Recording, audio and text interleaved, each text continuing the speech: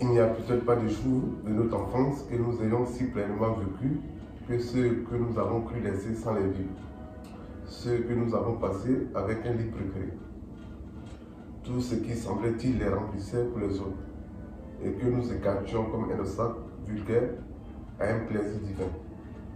Le jeu pour lequel un ami venait nous chercher au passage le plus intéressant.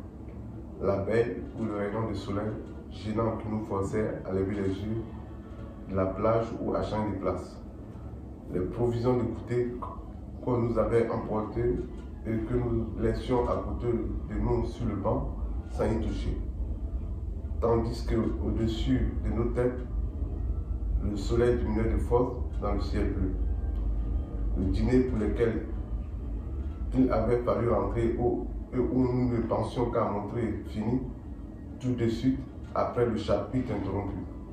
Tout cela dont la lecture aurait dû nous empêcher de percevoir autre chose que l'opportunité. Elle engravait au contraire en nous un souvenir tellement doux, tellement plus précieux à nos jugements actuels.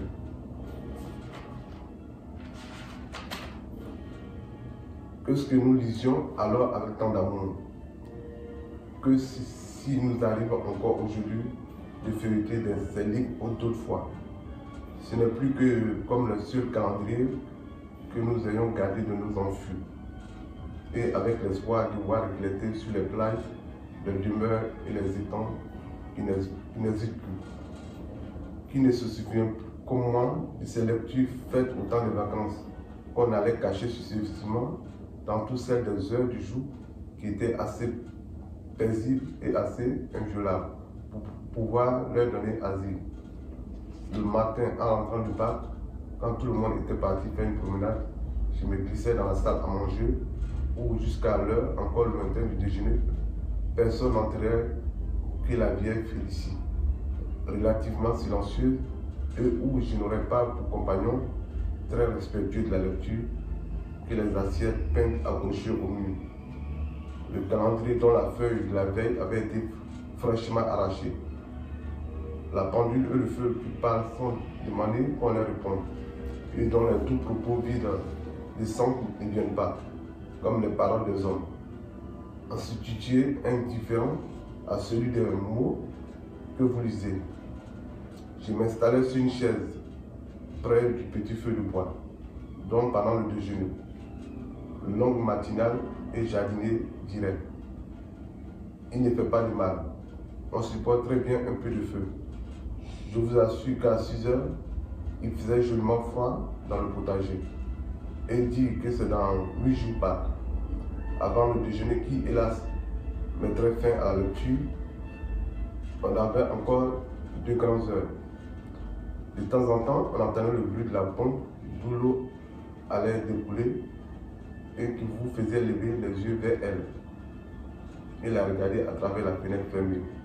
Là, tout près, dans l'unique allée du jardinier, il boitait des briques et des faïences en demi-lune, ses plates-bandes de pensées. Des pensées cueillies, semblait-il, dans des ciels trop beaux, ces ciels versicolores et comme reflétés des vitraux de l'église qu'on voyait parfois entre les toits du village, ciels tristes qui apparaissaient avant les orages ou après, trop tard, quand la journée allait finir. Malheureusement, la cuisinière venait longtemps d'avance mettre le couvert, si encore elle avait mis sans en parler. Mais elle croyait devoir dire, vous n'êtes pas bien comme cela.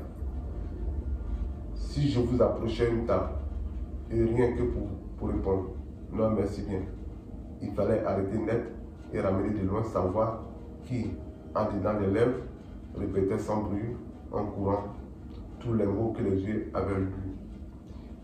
Il fallait l'arrêter, la faire sortir, et pour dire convenablement, non, merci bien. Lui donner une apparence de vie ordinaire, une intonation de réponse qu'elle avait perdue. L'heure passait, souvent, longtemps avant le déjeuner. Commençaient à arriver dans la salle à manger ceux qui, étant fatigués, avaient abrégé la promenade, avaient pris par les églises ou ceux qui n'étaient pas sortis ce matin-là, ayant écrit, ils disaient bien, je ne veux pas te déranger, mais commençaient aussitôt à s'approcher du feu à consulter l'heure. A déclaré que le déjeuner ne serait pas mal accueilli. On entourait d'une particulière déférence celui ou celle qui était resté à écrire. Et on lui disait: vous avez fait votre petite correspondance avec un sourire où il y avait du respect, du mystère, la paillardise et des ménagements. Comme si cette petite correspondance avait été à la fois un secret d'État, une prérogative, une bonne fortune, une indisposition. Quelques-uns, sans plus attendre, s'asseyaient d'avance à table, à leur place. Cela, c'était la désolation, car ce serait d'un mauvais exemple pour les autres arrivants. Aller faire croire qu'il était déjà midi et prononcer trop tôt à mes parents la parole fatale. Allons, ferme ton livre, on va déjeuner. Tout était prêt, le couvert était entièrement mis sur la nappe où manquait seulement ce qu'on apportait qu'à la fin du repas. L'appareil en verre où l'oncle horticulteur et cuisinier faisait lui-même le café à table, tubulaire et compliqué comme un instrument de physique, qui aurait senti bon où c'était si agréable de voir monter dans la poche des verres l'ébullition soudaine qui laissait ensuite aux parois embuées une cendre odorante et brune. Eux aussi la crème et les fraises que le même oncle mêlait dans proportions toujours identiques. S'arrêtant juste au rose qu'il fallait l'inspirant d'un coloriste et la divination d'un gourmand. Que le déjeuner me paraissait long. Ma grand-tante ne faisait que goûter au plat pour donner son avis, avec une douceur qui supportait, mais n'admettait pas la contradiction. Pour un roman, pour des vers, chose où elle se connaissait très bien, elle s'en remettait toujours, avec une humilité de femme, à la vie des plus compétents. Elle pensait que c'était là le domaine flottant du caprice, où le goût d'un seul ne peut pas fixer la vérité. Mais sur les choses dont les règles et les principes lui avaient été enseignés par sa mère, sur la manière de faire certains plats, de jouer les sonates de Beethoven et de recevoir avec amabilité, elle était certaine d'avoir une idée juste de la perfection et de discerner si les autres s'en rapprochaient plus ou moins. Pour les trois choses, d'ailleurs, la perfection était presque la même. C'était une sorte de simplicité dans les moyens de sobriété et de charme. Elle repoussait avec horreur qu'on mit les épices dans les plats qui n'en exigent pas absolument. On joua avec affectation et abus de pédale, car recevant ou sorti d'un naturel parfait, et parla de soi avec admiration. Dès la première bouchée, aux premières notes, si un saint billet, elle avait la prétention de savoir si elle avait affaire à une bonne cuisinière, à un vrai musicien, à une femme bien élevée. Elle peut avoir beaucoup plus de doigts que moi, mais elle manque de goût en jouant avec tant d'emphase, cette tendance si simple. C'est peut-être une femme très brillante et remplie de qualités, mais c'est un manque d'état de parler de soi en cette circonstance. Ce peut être une cuisinière très savante, mais elle ne sait pas faire le beefsteak aux pommes. Le beefsteak aux pommes, morceau de concours idéal. Difficile par simplicité même, sorte de sonate pathétique de la cuisine, équivalent gastronomique de ce qui naît dans la vie sociale, la visite de la dame qui vient de nous demander des renseignements sur un domestique et qui, dans un art si simple, peut à tel point faire preuve ou manquer de tact et d'éducation. Mon grand-père avait tant d'amour propre qu'il aurait voulu que tous les plats fussent réussis et s'y connaissait trop peu en cuisine pour jamais savoir quand ils étaient manqués. Il voulait bien admettre qu'ils fussent parfois, très rarement d'ailleurs, mais seulement par un pur effet du hasard. Des critiques toujours motivées de ma grand-tante, impliquant au contraire que la cuisinière n'avait pas su faire tel plat, ne pouvait manquer de paraître particulièrement intolérable à mon grand-père. Souvent, pour éviter des discussions avec lui, ma grand-tante, après avoir goûté du bout de lèvres, ne donnait pas son avis, ce qui d'ailleurs nous faisait connaître immédiatement qu'il était défavorable. Elle se taisait, mais nous lisions dans ses yeux doux une désapprobation inébranlable et réfléchie qui avait le don de mettre mon grand-père en fureur. Il la priait uniquement de donner son avis. S'impatientait de son silence. La pressait de questions, s'emportait, mais on sentait qu'on l'aurait conduite au martyre plutôt que de lui faire confesser la croyance de mon grand-père. Que l'entremain n'était pas trop sucré. Après le déjeuner, ma lecture reprenait tout de suite, surtout si la journée est un peu chaude. Je ne me sens heureux qu'en mettant les pieds avenue de la Gare, sur les ports ou place de l'église. Dans un de ces hôtels de province au long corridor froid où le vent du dehors lutte avec succès contre les efforts du calorifère. Où la carte de géographie détaillée de l'arrondissement est encore les seuls ornements des murs, où chaque bruit ne sert qu'à faire apparaître les silences et les déplaçants, où les chambres gardent un parfum de renfermé que les grands airs viennent laver, mais n'effacent pas, et que les narines aspirent 100 fois par la portée, 100 fois pour la porter à l'imagination, qui s'enchante, qui les fait poser comme un modèle pour essayer de les créer en elle avec tout ce qu'il contient des pensées et des souvenirs. Ou les soirs, quand on ouvre la porte de sa chambre, on a le sentiment de violer toute la vie qui y est restée éparse. De la prendre hardiment par la main quand la porte est refermée, on entre plus avant jusqu'à la table ou jusqu'à la fenêtre. De s'asseoir dans une sorte de libre promiscuité avec elle sur les canapés exécutés par les tapissiers des chefs du lieu dans ce qu'ils croyaient les goûts de Paris. De toucher partout la nudité de cette vie dans les dessins et dans les dessins de se troubler soi-même par sa propre familiarité.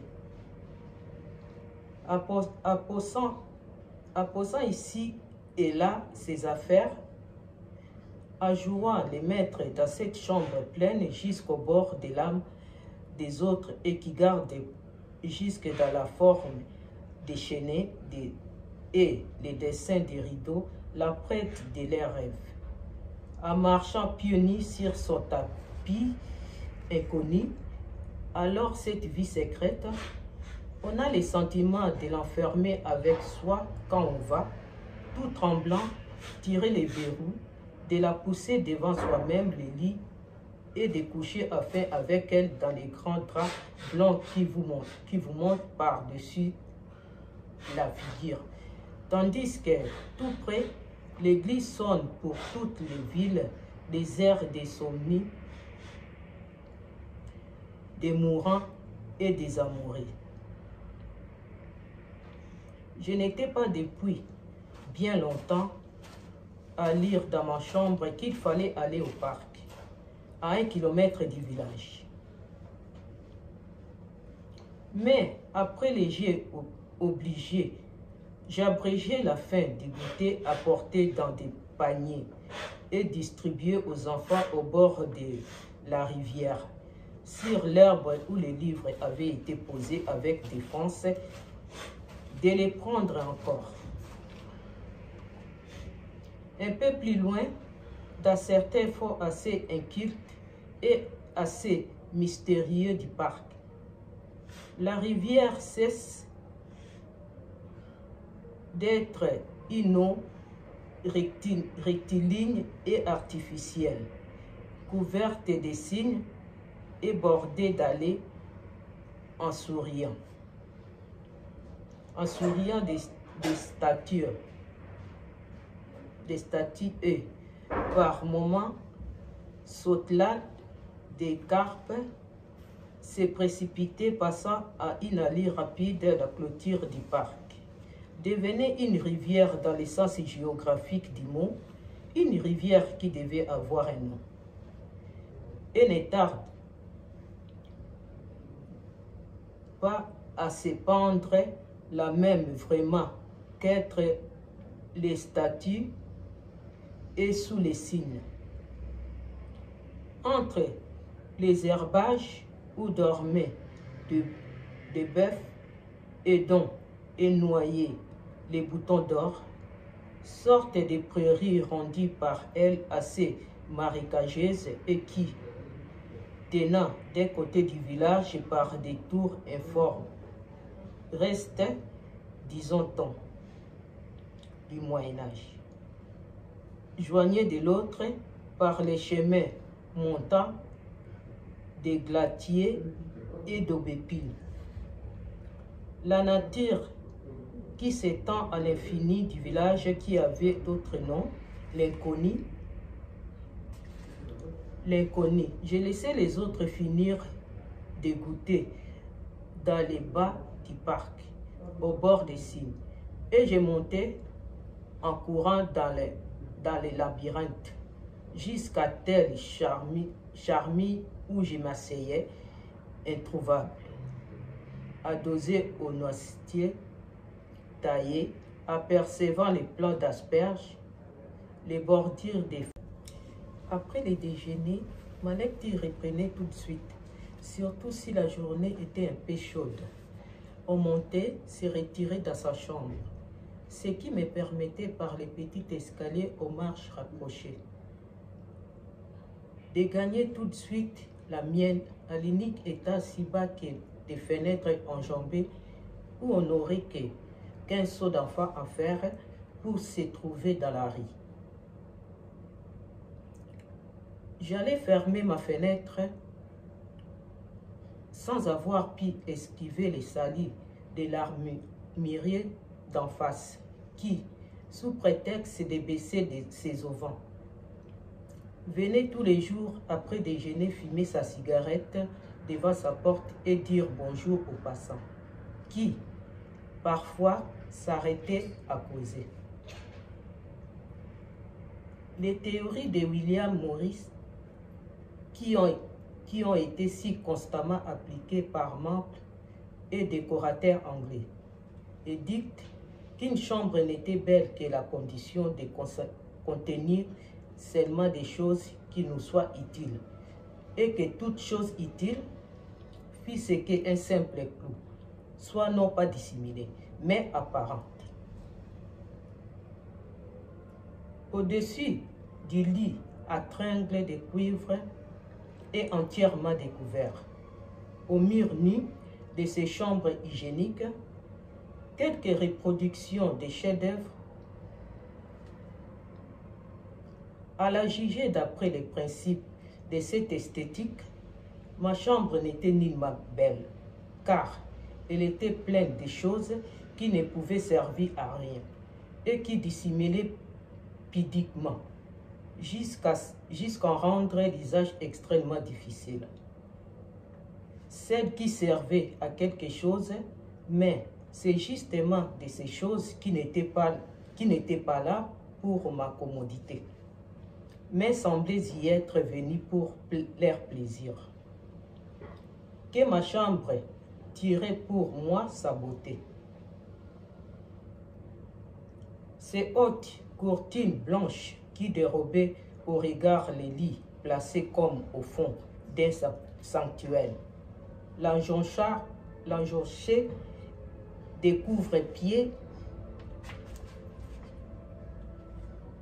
à Marceline, des courtes pointes à fleurs, des couvre-lits brodés, des têtes d'oreiller à bâtisse sous laquelle il disposait les jours, comme un hôtel au moins des maris sous les festons et les fleurs, et que les soirs, pour pouvoir me coucher, j'allais poser avec précaution sur un fauteuil où il consentait à passer la nuit. À côté du lit, la trinité du verre à dessin bleu, des sucriers pareils et de la carafe, toujours vide depuis le lendemain de mon arrivée sur l'ordre de ma tante, qui craignait me la voir répandre.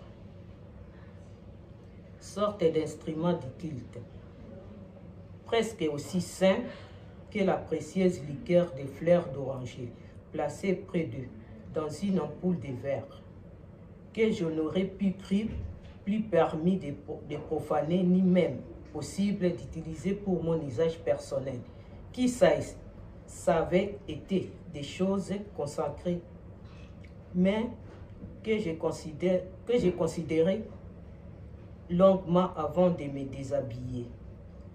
Dans la peur de les renverser par un faux mouvement. Ces petites étoiles ajourées au crochet qui jetaient sur les dos des fauteuils un manteau de roses blanches qui ne devait pas être sans épines, puisque chaque fois que j'avais fini de lire et que je voulais me lever, je m'apercevais que j'y étais resté accroché.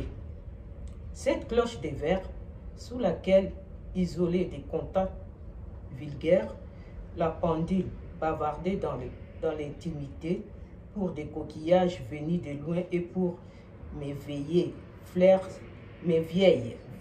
sentimentales, mais qui étaient si lourdes à soulever que, quand la pendule s'arrêtait, personne, excepté l'horloger, n'aurait été assez imprudent pour entreprendre de la remonter. Cette blanche nappe en guipure qui jetait comme un vêtement d'auteuil sur la commode ornée de deux vases, d'une image du Sauveur et des buis bénis, la faisait ressembler à la sainte table dont est pris Dieu, rangée là tous les jours. Quand on avait fini la chambre, achevé d'évoquer l'idée, mais dont les effilochements toujours pas engagés dans la fente du tiroir en arrêtaient si complètement léger que je ne pouvais jamais prendre un mouchoir sans faire tomber d'un seul coup d'image du Sauveur, vase sacré puis béni, me rattrapant par prix Dieu. Cette triple surposition en fait des petits rideaux d'étamine, des grands rideaux de mousseline et des plus grands rideaux de basin.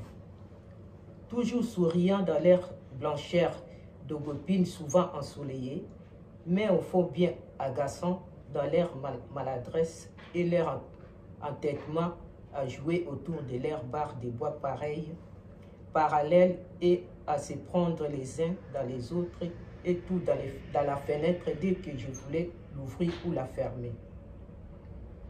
Un second étant toujours prêt. Si je parvenais à en dégager un premier, à venir prendre immédiatement sa place dans la jointure au point parfaitement bouché par eux, quelle use était par une buisson d'aubépine réelle ou par les nids d'hirondelles qui auraient eu la fantaisie de s'installer là. De sorte que cette opération, en apparence si simple, d'ouvrir ou de fermer ma croisée, je n'en avais jamais à bout sans le secours de quelqu'un de la maison. Toutes ces choses qui non seulement ne pouvaient reprendre en aucun de mes besoins, mais apporter même une entrave, d'ailleurs légère, à leur satisfaction qui, évidemment, n'avait jamais été mise là pour l'utilité de quelqu'un. Peupler ma chambre de pensées à quelque sorte personnelle, avec cet air de prédilection d'avoir choisi de venir là et y plaire. Quand souvent, dans une clairière, les arbres et au bord des chemins ou sur les vieux murs, les fleurs, et les remplissait d'une vie silencieuse et diverse, d'un mystère où ma personne s'est trouvée à la fois perdue et charmée. Elle faisait de cette chambre une sorte de chapelle où le soleil, quand il traverse les petits carreaux rouges que mon oncle avait intercalés au haut des fenêtres, piqués sur les murs, après avoir rosé l'aubépine des rideaux, les lueurs aussi étranges que si la petite chapelle avait été enclose dans une plus grande nef à vitraux, et où les bruits des cloches arrivaient se retentissa à cause de la proximité de notre maison et de l'église, à laquelle d'ailleurs, aux grandes fêtes, les reposoirs nous liaient par un chemin de fleurs que je ne pouvais imaginer qu'elle était sonnée dans notre toit, juste au-dessus de la fenêtre d'où je saluais souvent le curé tenant son bréviaire. Ma tante revenant des fêtes ou l'enfant de cœur qui nous portait du pain béni.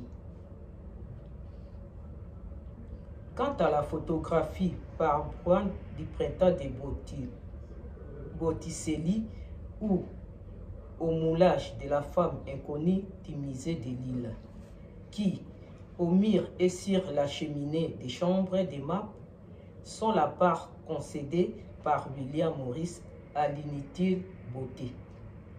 Je dois avouer qu'il était remplacé par ma chambre par une sorte de gravure représentant le prince Eugène, terrible et beau dans son donnement, et que je fus très étonné d'apercevoir une nuit, dans un grand fracas des locomotives et les grêles. Toujours terrible et beau, à la porte des buffets de gare, où il servait et réclame à une spécialité des biscuits. Je soupçonne aujourd'hui mon grand-père de l'avoir autrefois ici, comme prime de la munificence des fabricants, avant de l'installer à jamais dans ma chambre. Mais, alors que je ne me souciais pas de son origine, qui me paraissait historique et mystérieuse, et je ne m'imaginais pas qu'il puisse y avoir plusieurs exemplaires de ce que je considérais comme une personne, comme un habitant permanent de la chambre que je ne faisais que partager avec lui et où je les retrouvais tous les ans, toujours pareil à lui-même. Il y a maintenant bien longtemps que je l'ai vu, et je suppose que je ne le reverrai jamais. Mais si une telle fortune m'advenait, je crois qu'il aurait bien plus de choses à me dire que les printemps de Botticelli. Je laisse les gens des goûts orner leur demeure avec la reproduction des chefs-d'œuvre qu'ils admirent et décharger leur mémoire des soins de leur conserver une image précieuse de la confiant à un cadre de bois sculpté. Je laisse des gens de goût faire de leur chambre l'image même de leur goût et la remplir seulement des choses qu'ils puissent approuver. Pour moi, je ne me sens vivre de penser que dans une chambre où tout est la création et le langage de vie profondément différentes de la mienne, d'un goût opposé au mien, où je ne retrouve rien de ma pensée consciente, où mon imagination s'exalte à se sentant plongée au sein de non-moi, les bassins où, certains jours, les chevaux faisaient monter l'eau en tournant la porte blanche qui était la fin du parc. En haut et au-delà, les champs de bleuets et des coquelicots. Dans cette charmille, le silence était profond, le risque d'être découvert presque né. La sécurité rendue plus douce par les cris éloignés qui, d'en bas, m'appelaient en vain, quelquefois même s'y rapprochaient. M'en était le premier talus. N'ayant pas trouvé, alors pris aucun bruit. C'est de temps en temps les sons d'or des cloches qui, au loin, par-delà les plaines, semblaient teinter derrière les ciels bleus, aurait pu m'avertir de l'air qui passait, mais surpris par sa douceur et troublé par les silences plus profonds. Vidé des derniers sons qui les suivaient, je n'étais jamais sûr du nombre des coups. Ce n'étaient pas les cloches tournantes qu'on attendait en rentrant dans le village. Quand on approchait de l'église qui, de près, avait repris sa taille haute et raide, dressant sur les blés du soir son capuche d'ardoise ponctuée des corbeaux, faire voler les sons en éclats sur la place pour les biens de la terre. Elle n'arrivait au bout du parc que faible et douce et n'adressa pas à moi, mais à toute la campagne, à tous les villages, aux paysans isolés dans leurs champs. Elle ne me forçait ni à lever la tête. Elle passait près de moi, portant l'air au pays lointain, sans me voir, sans me connaître et sans me déranger. Et quelquefois à la maison, dans mon lit, longtemps après le dîner, les dernières heures de la soirée abritaient aussi ma lecture. Mais cela seulement les jours où j'étais arrivé au dernier chapitre d'un livre, où il n'y avait plus beaucoup à lire pour arriver à la fin. Alors, risquant d'être puni si j'étais découvert à l'insomnie qui, les livres finis, se prolongerait peut-être toute la nuit. Dès que mes parents étaient couchés, j'ai rallumé ma bougie, tandis que dans la rue toute proche, entre la maison de l'armurier et la poste, baignée de silence. Il y avait plein d'étoiles au ciel sombre et pourtant bleu, et qu'à gauche, sur la ruelle, exaucait ou commençait en tournant son ascension surélevée, on sentait veiller monstrueuse et noire. L'abside de l'église dont les sculptures, la nuit, ne dormaient pas.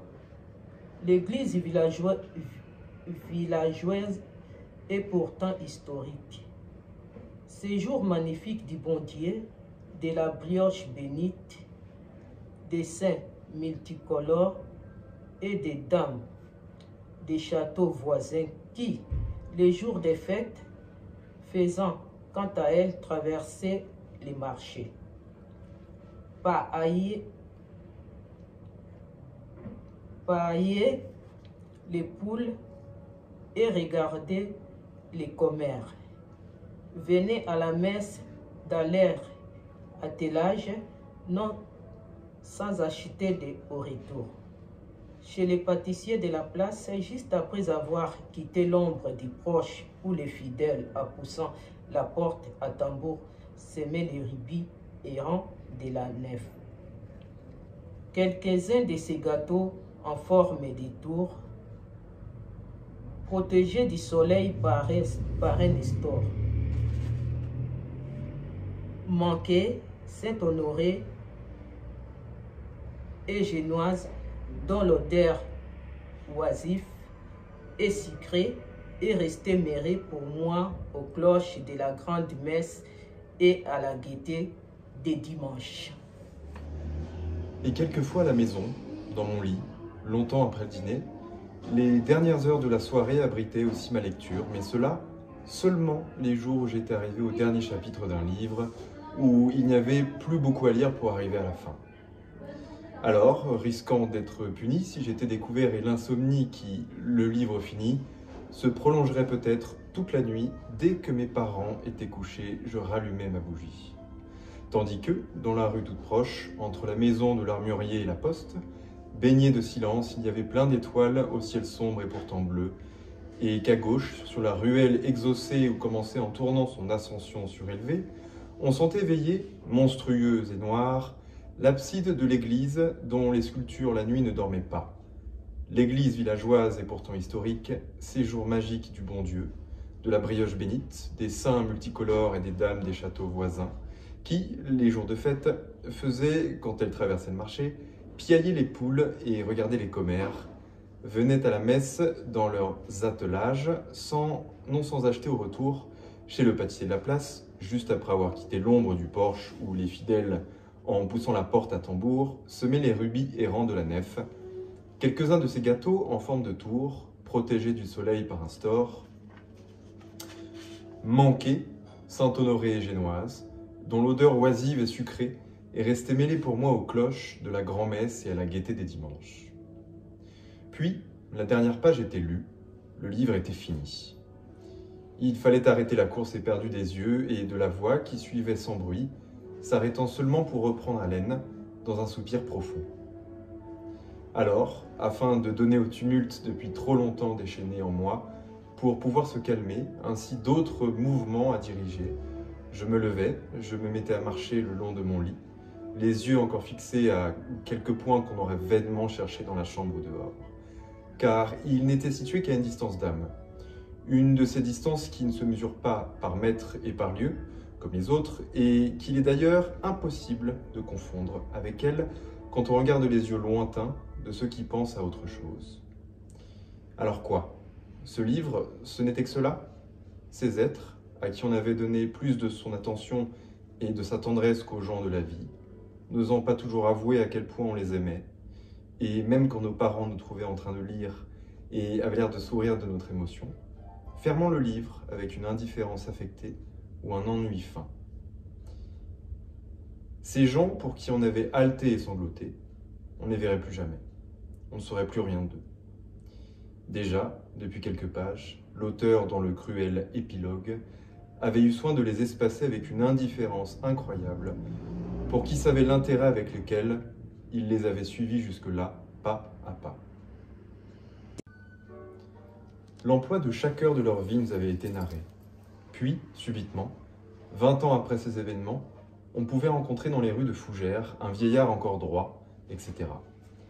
Et le mariage dont 2 volumes avaient été employés à nous faire entrevoir la possibilité délicieuse, nous effrayant puis nous réjouissant, de chaque obstacle dressé puis aplani, c'est par une phrase incidente d'un personnage secondaire que nous apprenions qu'il avait été célébré. Nous ne savions pas juste quand, dans cet étonnant épilogue écrit, semblait-il, du haut du ciel, par une personne indifférente à nos passions d'un jour, qui s'était substituée à l'auteur. On aurait tant voulu que le livre continuât, et, si c'était possible, avoir d'autres renseignements sur tous ces personnages, apprendre maintenant quelque chose de leur vie, employer la nôtre à des choses qui ne fussent pas tout à fait étrangères à l'amour, qui nous avaient inspiré et dont l'objet nous faisait tout à coup défaut, ne pas avoir aimé en vain, pour une heure, des êtres qui, demain, ne seraient plus qu'un nom sur une page oubliée, dans un livre sans rapport avec la vie et sur la valeur duquel nous nous étions bien mépris puisque son lot ici-bas, nous le comprenions maintenant, et nos parents nous l'apprenaient au besoin d'une phrase dédaigneuse, n'était nullement, comme nous l'avions cru, de contenir l'univers et la destinée, mais d'occuper une place forte étroite dans la bibliothèque du notaire, entre les fastes sans prestige du journal de mode illustré et de la géographie d'Eure-et-Loir. Avant d'essayer de montrer au seuil des trésors des rois, pourquoi, à mon avis, la lecture ne doit pas jouer dans la vie le rôle prépondérant qui lui assigne Ruskin, dans ce petit ouvrage, je devrais mettre hors de cause les charmantes lectures de l'enfance, dont le souvenir doit rester pour chacun de nous une bénédiction. Sans doute, je n'ai que trop prouvé par la longueur et le caractère du développement qui précède ce que j'avais d'abord avancé d'elle, que ce qu'elle laisse surtout en nous, c'est l'image des lieux et des jours où nous les avons faites. Je n'ai pas échappé à leur sortilège. Voulant parler d'elle, j'ai parlé de toute autre chose que des livres, parce que ce n'est pas d'eux qu'elles m'ont parlé. Mais peut-être les souvenirs qu'elles m'ont l'un après l'autre rendus en auront-ils eux-mêmes éveillé chez le lecteur et l'auront-ils peu à peu amené tout en s'attardant dans ses chemins fleuris et détournés, à recréer dans son esprit l'acte psychologique original appelé lecture, avec assez de force pour pouvoir suivre maintenant, comme au-dedans de lui-même, les quelques réflexions qu'il me reste à présenter. On sait que Les Trésors des Rois est une conférence sur la lecture que Ruskin donna à l'hôtel de ville de Rossolm, près de Manchester, le 6 décembre 1864 pour aider à la création d'une bibliothèque à l'Institut de Rossolm. Le 14 décembre, il en prononçait une seconde, des Jardins des Reines, sur le rôle de la femme, pour aider à fonder des écoles à Ancoa.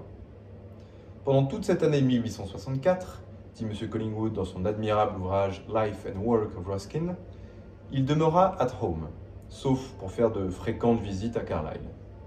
Et quand en décembre il donna à Manchester les cours qui, sous le nom de Sésame et les lys, devinrent son ouvrage le plus populaire, nous pouvons discerner son meilleur état de santé physique et intellectuelle dans les couleurs plus brillantes de sa pensée. Nous pouvons reconnaître l'écho de ses entretiens avec Carlyle dans l'idéal héroïque, aristocratique et stoïque qu'il propose et dans l'insistance avec laquelle il revient sur la valeur des livres et des bibliothèques publiques, Carlyle étant le fondateur de la London Bibliothèque. Pour nous, qui ne voulons ici que discuter en elle-même, et sans nous occuper de ses origines historiques, la thèse de Ruskin, nous pouvons la résumer assez exactement par ces mots de Descartes que la lecture de tous les bons livres est comme une conversation avec les plus honnêtes gens des siècles passés qui en ont été les auteurs. Ruskin n'a peut-être pas connu cette pensée, d'ailleurs un peu sèche du philosophe français, mais c'est elle en réalité qu'on retrouve partout dans sa conférence, enveloppée seulement dans un or apollinien où fondent des brumes anglaises, pareil à celui dont la gloire illumine les paysages de son peintre préféré. À supposer, dit-il, que nous ayons et la volonté et l'intelligence de bien choisir nos amis, combien peu d'entre nous en ont le pouvoir? Combien est limitée la sphère de nos choix? Nous pouvons connaître qui nous voudrions. Nous pouvons, par une bonne fortune, entrevoir un grand poète et entendre le son de sa voix, ou poser une question à un homme de science qui nous répondra aimablement. Nous pouvons usurper 10 minutes d'entretien dans le cabinet d'un ministre, avoir une fois dans notre vie le privilège d'arrêter le regard d'une reine. Et pourtant, ces hasards fugitifs, nous les convoitons, nous dépensons nos années, nos passions et nos facultés à la poursuite d'un peu moins que cela, tandis que, durant ce temps, il y a une société qui nous est continuellement ouverte, de gens qui nous parleraient aussi longtemps que nous le souhaiterions, quel que soit notre rang. Et cette société, parce qu'elle est si nombreuse et si douce, et que nous pouvons la faire attendre près de nous toute une journée, rois et hommes d'État attendent patiemment, non pour accorder une audience, mais pour l'obtenir. Nous n'allons jamais la chercher dans ces antichambres, simplement meublées que sont les rayons de nos bibliothèques. Nous n'écoutons jamais un mot de ce qu'ils auraient à nous dire. Vous me direz peut-être, ajoute Ruskin, que si vous aimez mieux causer avec des vivants, c'est que vous voyez leur visage. Et réfutant cette première objection, puis une seconde, il montre que la lecture est exactement une conversation avec des hommes beaucoup plus sages et plus intéressants que ceux que nous pouvons avoir l'occasion de connaître autour de nous. J'ai essayé de montrer dans les notes dont j'ai accompagné ce volume que la lecture ne saurait être aussi assimilée à une conversation, fût-ce avec le plus sage des hommes. Que ce qui diffère essentiellement entre un livre et un ami, ce n'est pas leur plus ou moins grande sagesse, mais la manière dont on communique avec eux. La lecture, au rebours de la conversation, consistant pour chacun de nous à recevoir communication d'une autre pensée, mais tout en restant seul, c'est-à-dire en continuant à jouir de la puissance intellectuelle qu'on a dans la solitude, que la conversation dissipe immédiatement, en continuant à pouvoir être inspiré, à rester en plein travail fécond de l'esprit sur lui-même. Si Ruskin avait tiré les conséquences d'autres vérités qu'il a énoncées quelques pages plus loin, il est probable qu'il aurait rencontré une conclusion analogue à la mienne. Mais évidemment, il n'a pas cherché à aller au cœur même de l'idée de la lecture. Il n'a voulu, pour nous apprendre le prix de la lecture, que nous conter une sorte de beau mythe platonicien, avec cette simplicité des Grecs qui nous ont montré à peu près toutes les idées vraies et ont laissé aux scrupules modernes le soin de les approfondir. Mais si je crois que la lecture, dans son essence originale, dans ce miracle fécond d'une communication au sein de la solitude, est quelque chose de plus, quelque chose d'autre que ce qu'a dit Ruskin, je ne crois pas, malgré cela, qu'on puisse lui reconnaître dans notre vie spirituelle le rôle prépondérant qu'il semble lui assigner. Les limites de son rôle dérivent de la nature de ses vertus. Et ces vertus, c'est encore aux lectures d'enfance que je vais aller demander en quoi elles consistent. Ce livre que vous m'avez vu tout à l'heure lire au coin du feu dans la salle à manger, dans ma chambre, au fond du fauteuil revêtu d'un appuie-tête au crochet, et pendant les belles heures de l'après-midi, sous les noisetiers et les aubépines du parc, où tous les souffles des champs infinis venaient de si loin jouer silencieusement auprès de moi, tendant sans mot dire à mes narines distraites l'odeur des trèfles et des sans-foin sur lesquels mes yeux fatigués se levaient parfois. Ce livre, comme vos yeux en se penchant vers lui ne pourraient déchiffrer son titre, à 20 ans de distance, ma mémoire, dont la vue est plus appropriée à ce genre de perception, va vous dire quel il était. Le Capitaine Fracasse, de Théophile Gautier. J'en aimais par-dessus tout 2 ou 3 phrases qui m'apparaissaient comme les plus originales et les plus belles de l'ouvrage. Je n'imaginais pas qu'un autre auteur en eût jamais écrit de comparable. Mais j'avais le sentiment que leur beauté correspondait à une réalité dont Théophile Gautier ne nous laissait entrevoir 1 ou 2 fois par volume qu'un petit coin. Et comme je pensais qu'il la connaissait assurément tout entière, j'aurais voulu lire d'autres livres de lui, où toutes les phrases seraient aussi belles que celle-là, et auraient pour objet les choses sur lesquelles j'aurais désiré avoir son avis. Le rire des points créels de sa nature. Il distingue l'homme de la bête, et il est, ainsi qu'il appert en l'Odyssée d'Homérus, poète grégeois, l'apanage des dieux immortels et bienheureux qui rient olympiennement tous leurs sous durant les loisirs de l'éternité. Cette phrase me donnait une véritable ivresse. Je croyais apercevoir une antiquité merveilleuse à travers ce Moyen-Âge que seul Gautier pouvait me révéler. Mais j'aurais voulu qu'au lieu de dire cela furtivement après l'ennuyeuse description d'un château, que le trop grand nombre de termes que je ne connaissais pas m'empêchait de me figurer le moins du monde, il écrivit tout le long du volume des phrases de ce genre et me parla de choses qu'une fois son livre fini, je pourrais continuer à connaître et à aimer. J'aurais voulu qu'il me dît, lui, le seul sage détenteur de la vérité, ce que je devais penser au juste de Shakespeare, de Saint-Ine, de Sophocle, de Rippe, de Silvio Pellico que j'avais lu pendant un mois de mars très froid, marchant, tapant du pied, courant par les chemins, chaque fois que je venais de fermer le livre, dans l'exaltation de la lecture finie, des forces accumulées dans l'immobilité et du vent salubre qui soufflait dans les rues du village. J'aurais voulu surtout qu'il me dise si j'avais plus de chances d'arriver à la vérité en redoublant ou non ma 6e et en étant plus tard diplomate ou avocat à la Cour de cassation. Mais aussitôt la belle phrase finie, il se mettait à décrire une table couverte d'une telle couche de poussière qu'un doigt aurait pu y tracer des caractères. Chose trop insignifiante à mes yeux pour que je puisse même y arrêter mon attention. Et j'en étais réduit à me demander quel autre livre Gautier avait écrit qui contenterait mieux mon aspiration et me ferait connaître enfin sa pensée tout entière. Et c'est là, en effet, un des grands et merveilleux caractères des beaux livres, et qui nous fera comprendre le rôle à la fois essentiel et limité que la lecture peut jouer dans notre vie spirituelle. Que pour l'auteur, il pourrait s'appeler conclusion, et pour le lecteur, incitation. Nous sentons très bien que notre sagesse commence où celle de l'auteur finit, et nous voudrions qu'il nous donnât des réponses quand tout ce qu'il peut faire est nous donner des désirs. Et ces désirs, il ne peut les éveiller en nous qu'en nous faisant contempler la beauté suprême à laquelle le dernier effort de son art lui a permis d'atteindre. Mais par une loi singulière et d'ailleurs providentielle de l'optique des esprits, loi qui signifie peut-être que nous ne pouvons recevoir la vérité de personne et que nous devons la créer nous-mêmes, ce qui est le terme de leur sagesse ne nous apparaît que comme le commencement de la nôtre, de sorte que c'est au moment où ils nous ont dit tout ce qu'ils pouvaient nous dire, qu'ils font naître en nous ce sentiment qu'ils nous ont encore rien dit. D'ailleurs, si nous leur posons des questions auxquelles ils ne peuvent pas répondre, nous leur répondons aussi des réponses qui ne nous instruiraient pas. Car c'est un effet de l'amour que les poètes éveillent en nous de nous faire attacher une importance littérale à des choses qui ne sont pour eux que significatives d'émotions personnelles.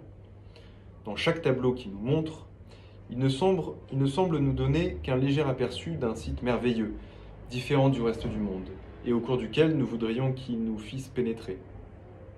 Menez-nous, voudrions-nous pouvoir dire à M. Maeterlinck, à Mme de Noailles, dans le jardin de Zélande où croissent les fleurs démodées, sur la route parfumée de trèfle et d'armoise, et dans tous les endroits de la terre dont vous ne nous avez pas parlé dans vos livres, mais que vous jugez aussi beaux que cela. Nous voudrions aller voir ce champ que Millet, car les peintres nous enseignent à la façon des poètes, nous montre dans son printemps. Nous voudrions que M. Claude Monet nous conduisit à Giverny, au bord de la Seine, à ce coude de la rivière qui nous laisse à peine distinguer à travers la brume du matin. Or, en réalité, ce sont de simples hasards de relations ou de parenté qui, en leur donnant l'occasion de passer ou de séjourner auprès d'eux, ont fait choisir pour les peindre à Madame de Noailles, à Maeterlinck, à Millet, à Claude Monet, cette route, ce jardin, ce champ, ce coude de rivière, plutôt que tel autre. Ce qui nous les fait paraître autres et plus beaux que le reste du monde, c'est qu'ils portent sur eux, comme un reflet insaisissable, l'impression qu'ils ont donnée au génie et que nous verrions errer, aussi singulière et aussi despotique, sur la face indifférente et soumise de tous les pays qu'ils auraient peints. Cette apparence avec laquelle ils nous charment et nous déçoivent et au-delà de laquelle nous voudrions aller, c'est l'essence même de cette chose en quelque sorte sans épaisseur, mirage arrêté sur une toile, qu'est une vision. Et cette brume que nos yeux avides voudraient percer, c'est le dernier mot de l'art du peintre. Le suprême effort de l'écrivain, comme de l'artiste, n'aboutit qu'à soulever partiellement, pour nous, le voile de laideur et d'insignifiance qui nous laisse incurieux devant l'univers. Alors, il nous dit « Regarde, regarde !» Parfumés de trèfle et d'armoise, serrant leurs vifs ruisseaux étroits, les pays de l'Aisne et de l'Oise. Regarde la maison de Zélande, rose et luisante comme un coquillage. Regarde, apprends à voir. Et à ce moment, il disparaît. Tel est le prix de la lecture, et telle est aussi son insuffisance. C'est donner un trop grand rôle à ce qui n'est qu'une intuition, d'en faire une discipline. La lecture est au seuil de la vie spirituelle. Elle peut nous y introduire, elle ne la constitue pas. Il est cependant certains cas pathologiques pour ainsi dire, de dépression spirituelle où la lecture peut devenir une sorte de discipline curative et être chargée, par des incitations répétées, de réintroduire perpétuellement un esprit paresseux dans la vie de l'esprit. Les livres jouent alors auprès de lui un rôle analogue à celui des psychothérapeutes auprès de certains neurasthéniques. On sait que, dans certaines affections du système nerveux, le malade, sans qu'aucun de ses organes soit lui-même atteint, est enlisé dans une sorte d'impossibilité de vouloir, comme dans une ornière profonde d'où il ne peut se tirer seul et où il finirait par dépérir, si une main puissante et secourable ne lui était tendue. Son cerveau, ses jambes, ses poumons, son estomac sont intacts. Il n'a aucune incapacité réelle de travailler, de marcher, de s'exposer au froid, de manger. Mais ces différents actes qu'il serait très capable d'accomplir, il est incapable de les vouloir. Et une déchéance organique qui finirait par devenir l'équivalent des maladies qu'il n'a pas serait la conséquence irrémédiable de l'inertie de sa volonté, si l'impulsion qu'il ne peut trouver en lui-même ne lui venait de dehors, d'un médecin qui voudra pour lui jusqu'au jour où seront peu à peu rééduqués ces divers vouloirs organiques. Or, il existe certains esprits qu'on pourrait comparer à ces malades, et qu'une sorte de paresse ou de frivolité empêche de descendre spontanément dans les régions profondes de soi-même, où commence la véritable vie de l'esprit. Ce n'est pas qu'une fois qu'on les y a conduits, ils ne soient capables d'y découvrir et d'y exploiter de véritables richesses, mais, sans cette intervention étrangère, ils vivent à la surface dans un perpétuel oubli d'eux-mêmes, dans une sorte de passivité qui les rend le jouet de tous les plaisirs, les diminue à la manière de ceux qui les entourent et les agitent, et, pareil à ce gentilhomme qui, partageant depuis son enfance la vie des voleurs de grand chemin, ne se souvenait plus de son nom pour avoir depuis trop longtemps cessé de le porter, il finirait par abolir en eux tout sentiment et tout souvenir de leur noblesse spirituelle, si une impulsion extérieure ne venait les réintroduire en quelque sorte de force dans la vie de l'esprit, où ils retrouvent subitement la puissance de penser par eux-mêmes et de créer. Or, cette impulsion que l'esprit paresseux ne peut trouver en lui-même et qui doit lui venir d'autrui, il est clair qu'il doit la recevoir au sein de la solitude, hors de laquelle, nous l'avons vu, ne peut se produire cette activité créatrice qu'il s'agit précisément de ressusciter en lui. De la pure solitude, l'esprit paresseux ne pourra rien tirer, puisqu'il est incapable de mettre de lui-même en branle son activité créatrice. Mais la conversation la plus élevée, les conseils les plus pressants, ne lui serviraient non plus à rien, puisque cette activité originale, ils ne peuvent la produire directement. Ce qu'il faut donc, c'est une intervention qui, tout en venant d'un autre, se produise au fond de nous-mêmes. C'est bien l'impulsion d'un autre esprit, mais reçue au sein de la solitude. Or, nous avons vu que c'était précisément là la définition de la lecture, et qu'à la lecture seule, elle convenait. La seule discipline qui puisse exercer une influence favorable sur de tels esprits, c'est donc la lecture. Ce qu'il fallait démontrer, comme disent les géomètres. Mais là encore, la lecture n'agit qu'à la façon d'une incitation qui ne peut en rien se substituer à notre activité personnelle. Elle se contente de nous en rendre l'usage, comme dans les affections nerveuses auxquelles nous faisions allusion tout à l'heure, le psychothérapeute ne fait que restituer au malade la volonté de se servir de son estomac, de ses jambes, de son cerveau, resté intact.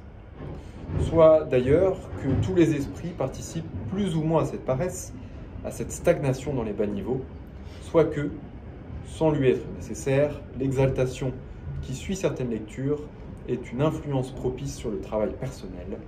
On cite plus d'un écrivain qui aimait à lire une belle page avant de se mettre au travail. Emerson commençait rarement à écrire sans relire quelques pages de Platon. Et Dante n'est pas le seul poète que Virgile ait conduit jusqu'au seuil du paradis. Tant que la lecture est pour nous l'initiatrice dont les clés magiques nous ouvrent au fond de nous-mêmes la porte des demeures où nous n'aurions pas su pénétrer, son rôle dans notre vie est salutaire.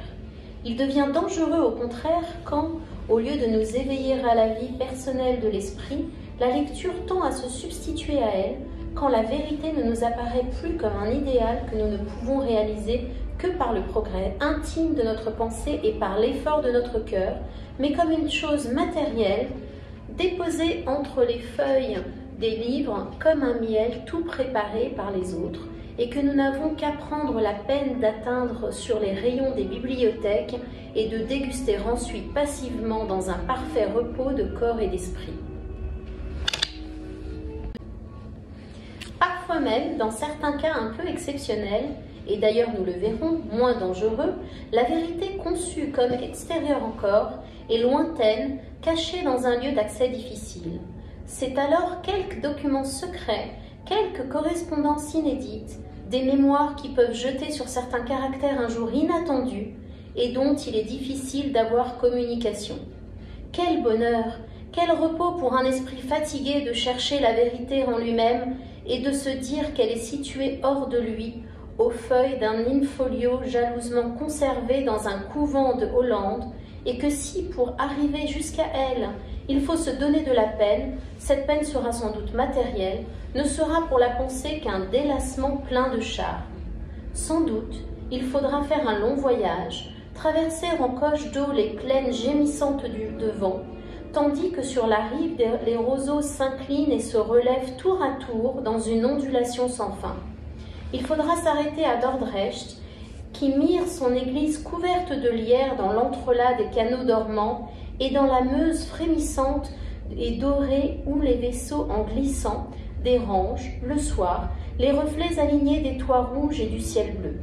Et enfin arrivé au terme de voyage, on ne sera pas encore certain de recevoir communication de la vérité. Il faudra pour cela faire jouer de puissantes influences, se lier avec le vénérable archevêque d'Utrecht, à la belle figure carrée d'ancien jansénite, avec le pieux gardien des archives d'Amerfort.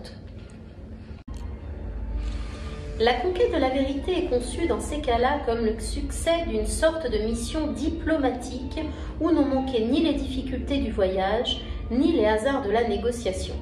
Mais qu'importe, tous ces membres de la vieille petite église d'Utrecht, de la bonne volonté de qui il dépend que nous entrions en possession de la vérité, sont des gens charmants dont le visage du XVIIe siècle nous change des figures accoutumées et avec qui il sera si amusant de rester en relation, au moins par correspondance.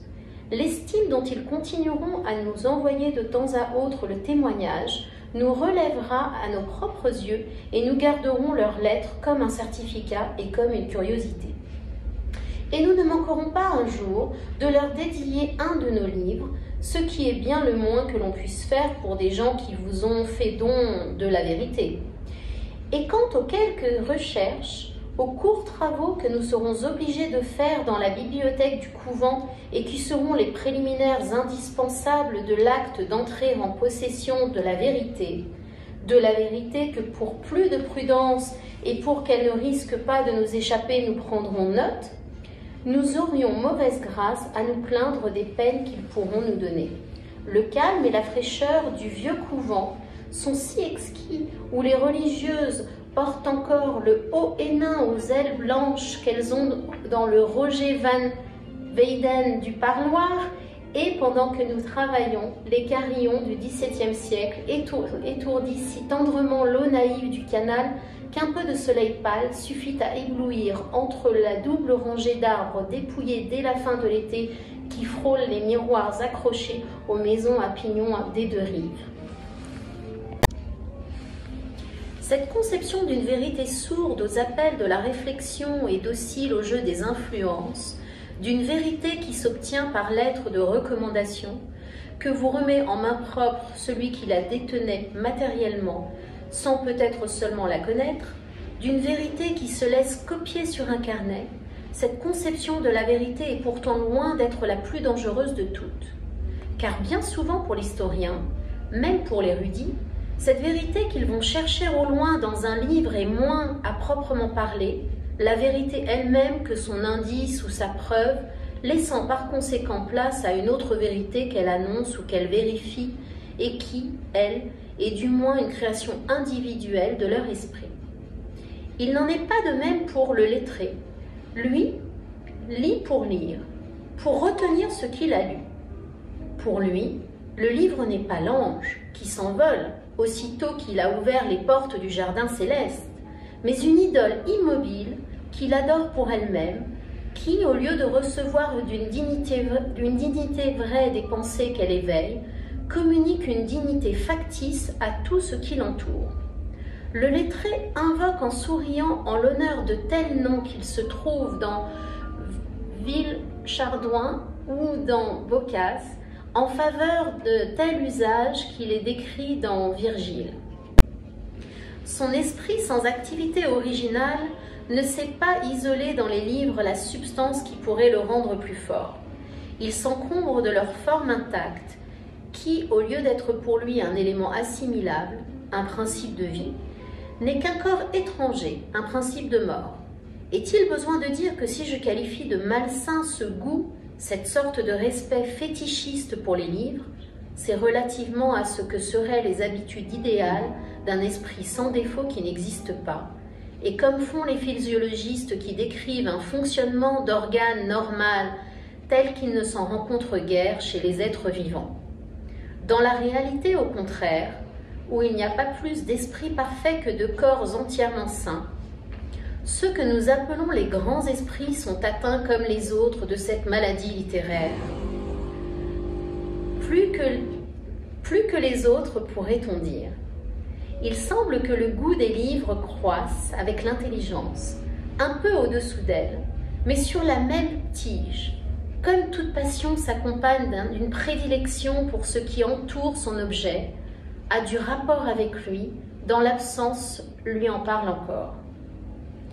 Aussi, les plus grands écrivains, dans les heures où ils ne sont pas en communication directe avec la pensée, se plaisent dans la société des livres. N'est-ce pas surtout pour eux, du reste, qu'ils ont été écrits? Ne leur dévoile-t-il pas 1000 beautés qui restent cachées ou vulgaires? À vrai dire, le fait que des esprits supérieurs soient ce que l'on appelle livresques ne prouve nullement que cela ne soit pas un défaut de l'être. De ce que les hommes médiocres sont souvent travailleurs et les intelligents souvent paresseux, on ne peut pas conclure que le travail n'est pas pour l'esprit une meilleure discipline que la paresse. Malgré cela, Rencontrer chez un grand homme un de nos défauts nous incline toujours à nous demander si ce n'est pas au fond une qualité méconnue.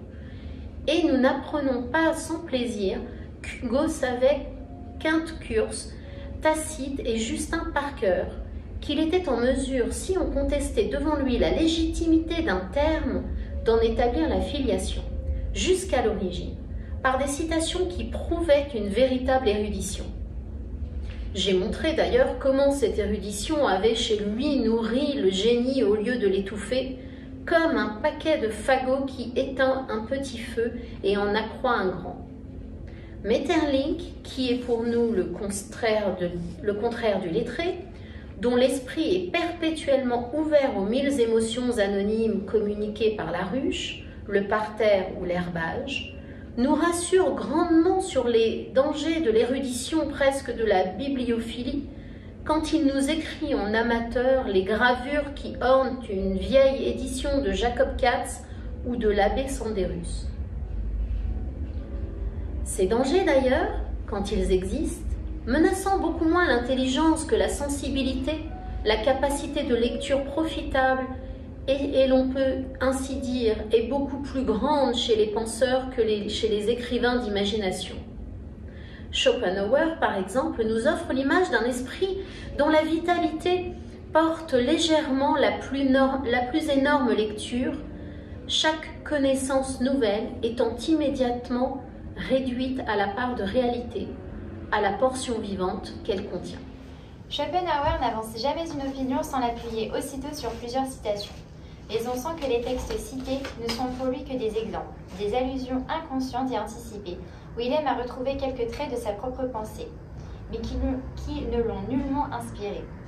Je me rappelle une page du Monde comme représentation et comme volonté, où il y a peut-être 20 citations à la file. Il s'agit du pessimisme, j'abrège naturellement les citations. Voltaire dans Candide fait la guerre à l'optimisme d'une manière plaisante. Byron l'a faite à sa façon tragique dans Caïn. Hérodote rapporte que les Thraces saluaient les nouveau-nés par des gémissements et se réjouissaient à chaque mort. C'est ce qui est exprimé dans les beaux vers que nous rapporte Plutarque. Luger genitum tanta qui intravi mala, etc. C'est à cela qu'il faut attribuer la coutume des Mexicains de souhaiter, etc. Et Swift obéissait au même sentiment quand il avait coutume, dès sa jeunesse, à en croire sa biographie par Walter Scott, de célébrer le jour de sa naissance comme un jour d'affliction.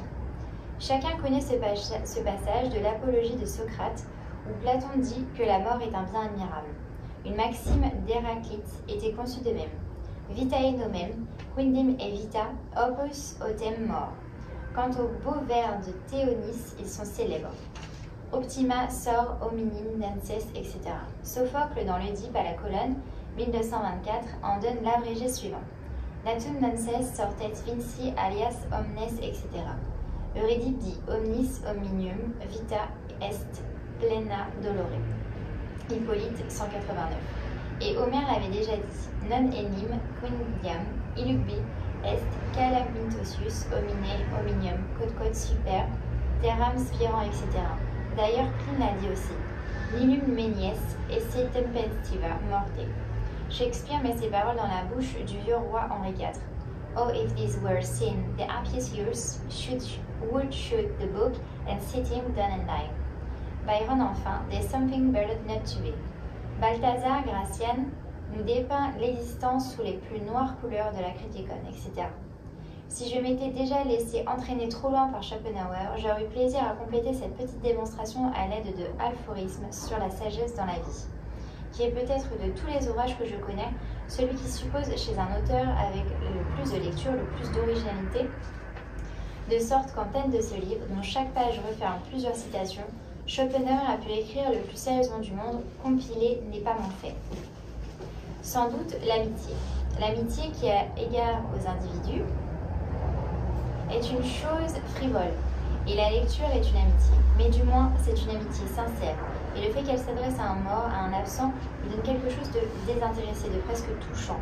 C'est de plus une amitié débarrassée de tout ce qui fait la laideur des autres. Comme nous ne sommes tous, nous les vivants, que des morts, qui ne sont pas encore entrés en fonction. Toutes ces politesses, toutes ces salutations dans le vestibule que nous appelons la déférence, la gratitude, le dévouement, et où nous mêlons tant de mensonges sont stériles et fatigantes. De plus, dès les premières relations de sympathie, d'admiration, de reconnaissance, les premières paroles que nous prononçons, les premières lettres que nous écrivons, tissent autour de nous les premiers fils d'une toile d'habitude, d'une véritable manière d'être, dont nous ne pouvons plus nous débarrasser dans les amitiés suivantes. Sans compter que pendant ces temps-là, les paroles excessives que nous avons prononcées restent comme des lettres de change que nous devons payer, ou que nous paierons plus cher encore toute notre vie. Des remords de les avoir laissés protester. Dans la lecture, l'amitié est soudain ramenée à sa pureté première. Avec les livres, pas d'amabilité. Ces amis-là, si nous passons la soirée avec eux, c'est vraiment que nous en avons envie. Eux, du moins, nous ne les quittons souvent qu'à regret. Et quand nous les avons quittés, aucune de ces pensées ne gâche l'amitié. Qu'ont-ils pensé de nous? N'allons-nous pas manquer de tact? Avons-nous plu? Et la peur d'être oubliés pour tel autre. Toutes ces agitations de l'amitié expirent au seuil de cette amitié pure et calme qu'est la lecture. Pas de déférence non plus. Nous ne rions de ce que dit Molière que dans la mesure exacte où nous le trouvons drôle. Quand il nous ennuie, nous n'avons pas peur de l'avoir ennuyé. Et quand nous n'avons décidément assez d'être avec lui, nous le remettons à sa place aussi brusquement que s'il n'avait ni génie ni célébrité.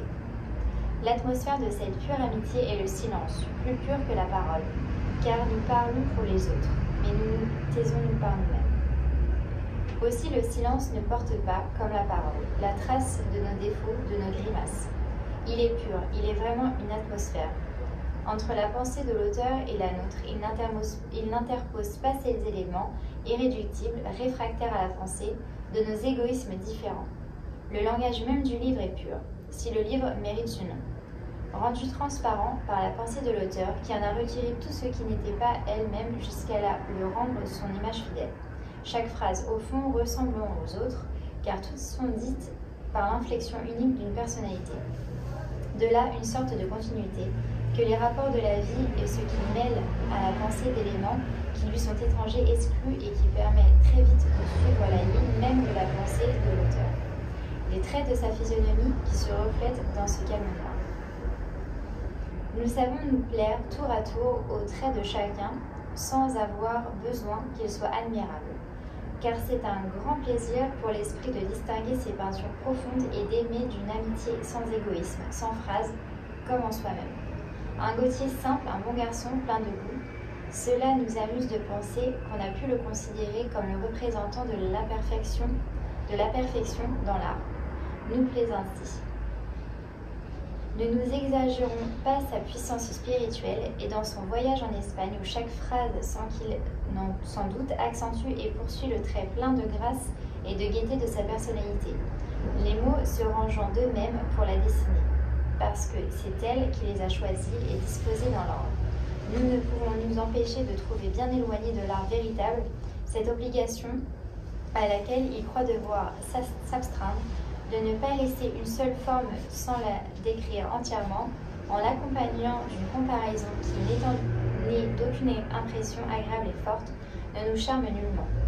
Nous ne pouvons qu'accuser la pitoyable sécheresse de son imagination quand il compare la campagne avec ses cultures variées, à ses cartes de tailleur où sont collés les échantillons de pantalons et de gilets, et quand il dit que de Paris à Angoulême, il n'y a rien à admirer.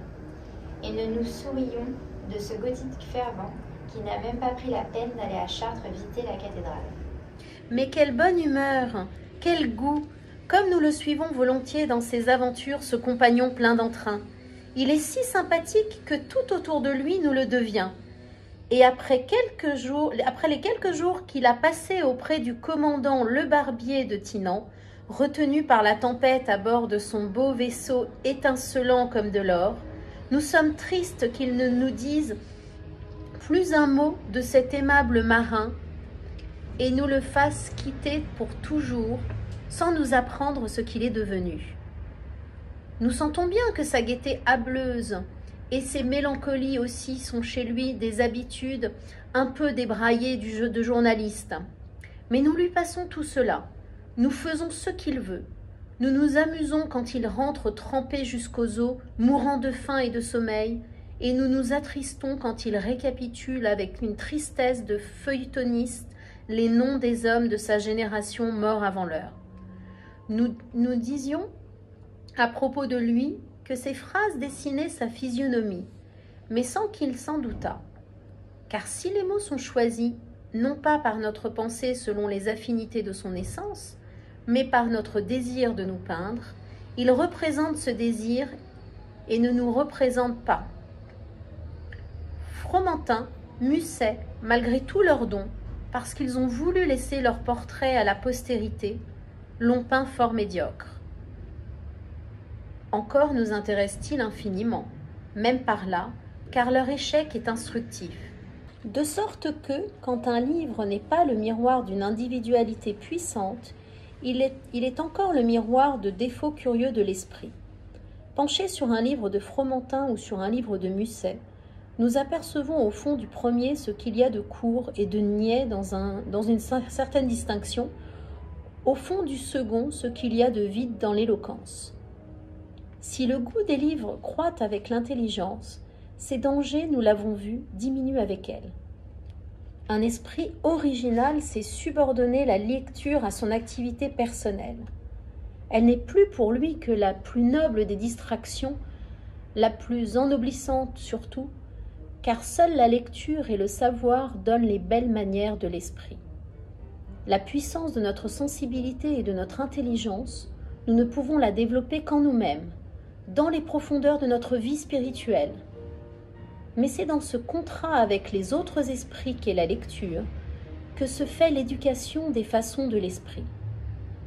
Les lettrés ressentent malgré tout, comme les gens de qualité de l'intelligence, et ignorer certains livres, certaines particularités de la science littéraire restera toujours, même chez un homme de génie, une marque de roture intellectuelle. La distinction et la noblesse consistent, dans l'ordre de la pensée aussi, dans une sorte de franc-maçonnerie d'usage et dans un héritage de tradition. Très vite, dans ce goût et ce divertissement de lire, la préférence des grands écrivains va aux livres des anciens. Ceux mêmes qui parurent à leurs contemporains le plus romantiques ne lisaient guère que des classiques. Dans la conversation de Victor Hugo, quand il parle de ses lectures, ce sont les noms de Molière, d'Horace, d'Ovide, de Régnard qui reviennent le plus souvent. Alphonse Daudet, le moins livresque des écrivains, dont l'œuvre toute de modernité et de vie semble avoir rejeté tout héritage classique, lisait, citait, commentait sans cesse Pascal, Montaigne, Diderot, Tacite. On pourrait presque aller jusqu'à dire, renouvelant peut-être par cette interprétation d'ailleurs toute partielle la vieille distinction entre classique et romantique, que ce sont les publics intelligents bien entendu, qui sont romantiques tandis que les maîtres, même les maîtres dits romantiques, les maîtres préférés des publics romantiques, sont classiques. Remarque qui pourrait s'étendre à tous les arts. Le public va entendre la musique de M. Vincent d'Indy. M. Vincent d'Indy relit celle de Monsigny. Le public va aux expositions de M. Vuillard et de M. Maurice Denis, cependant ceux-ci vont au Louvre. Cela tient sans doute à ce que cette pensée contemporaine que les écrivains et les artistes originaux rendent accessible et désirable au public, fait dans une certaine mesure tellement partie d'eux-mêmes qu'une pensée différente les divertit mieux. Elle leur demande, pour qu'ils aillent à elle, plus d'efforts et leur donne aussi du plaisir. On aime toujours un peu à sortir de soi, à voyager quand on lit. Mais il est une autre cause à laquelle je préfère, pour finir, attribuer cette prédilection des grands esprits pour les ouvrages anciens. C'est qu'ils n'ont pas seulement pour nous, comme les ouvrages contemporains, la beauté qui sut mettre l'esprit qui les créa. Ils en reçoivent une autre plus émouvante encore, de ce que leur matière même, j'entends la langue où ils furent écrits, est comme un miroir de la vie. Un peu du bonheur qu'on éprouve à se promener dans une ville comme Beaune, qui garde intact son hôpital du XVe siècle avec son puits, son lavoir, sa voûte de charpente lambrissée et peinte, son toit à opinions percées de lucarnes que couronnent de légers épis en plomb martelé, toutes ces choses qu'une époque en disparaissant a comme oubliées là, toutes ces choses qui n'étaient qu'à elle, puisqu'aucune des époques qui l'ont suivie n'en a vu naître de pareil. On ressent encore un peu de ce bonheur à errer au milieu d'une tragédie de Racine ou d'un volume de Saint-Simon, car ils contiennent toutes les belles formes de langage abolies qui gardent le souvenir d'usage et de façon de se sentir qui n'existent plus, traces persistantes du passé à quoi rien du présent ne ressemble et dont le temps, en passant sur elle, a pu seul embellir encore la couleur. Une tragédie de Racine, un volume des mémoires de Saint-Simon ressemble à de belles choses qui ne se font plus. Le langage dans lequel ils ont été sculptés par de grands artistes avec une liberté qui en fait briller la douceur et saillir la force native, nous émut comme la vue de certains marbres, aujourd'hui inusités, qu'employaient des ouvriers autrefois. Sans doute dans tel de ces vieux édifices, la pierre a fidèlement gardé la pensée du sculpteur, mais aussi grâce au sculpteur. La pierre, d'une espèce aujourd'hui inconnue, nous a été conservée, revêtue de toute la couleur qu'il a su tirer d'elle, faire paraître, harmoniser. C'est bien la syntaxe vivante en France au XVIIe siècle, et en elle des coutumes et un tour de pensée disparu, que nous aimons à retrouver dans les vers de Racine. Ce sont les formes mêmes de cette syntaxe, mises à nu, respectées, embellies par son ciseau, si franc et si délicat, qui nous émeuvent dans ces tours de langage familier jusqu'à la singularité et jusqu'à l'audace, et dont nous voyons dans les morceaux les plus doux et les plus tendres passer comme un trait rapide ou revenir en arrière en belles lignes brisées, le brusque dessin. Ce sont ces formes révolues, prises à même la vie du passé, que nous allons visiter dans l'œuvre de Racine comme dans une cité ancienne et demeurer intacte. Nous éprouvons devant elle la même émotion que devant ces formes abolies, elles aussi dans l'architecture que nous ne pouvons plus admirer que dans les rares et magnifiques exemplaires que nous en avons légués le passé qui les façonna, tels que les vieilles enceintes de la ville, les donjons et les tours, les baptistères des églises, tels qu'auprès du cloître ou sous le charnier de l'Être, le petit cimetière qui oublie au soleil, sous ses papillons et ses fleurs, la fontaine funéraire et la lanterne des morts. Bien plus, ce ne sont pas seulement les phrases qui dessinent à nos yeux les formes à l'âme ancienne.